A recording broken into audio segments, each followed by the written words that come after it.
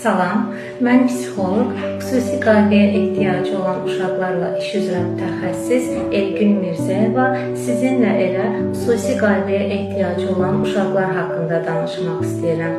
Bu uşaqlar inkişaf prosesində əlavə dəstəyə ehtiyac duyan uşaqlardır.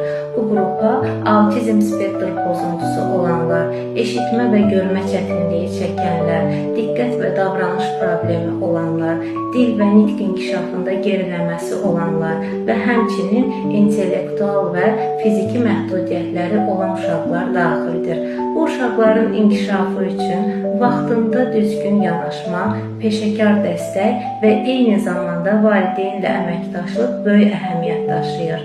Əgər uşağınızın inkişafı ilə bağlı suallarınız və ya narahatlığınız varsa, psixoloqa müraciət eləmək ən doğru addımdır. Çünki aparılan müayinə və dəstək uşağınızın gələcək inkişafını müsbət istiqamətdə dəyişəcək.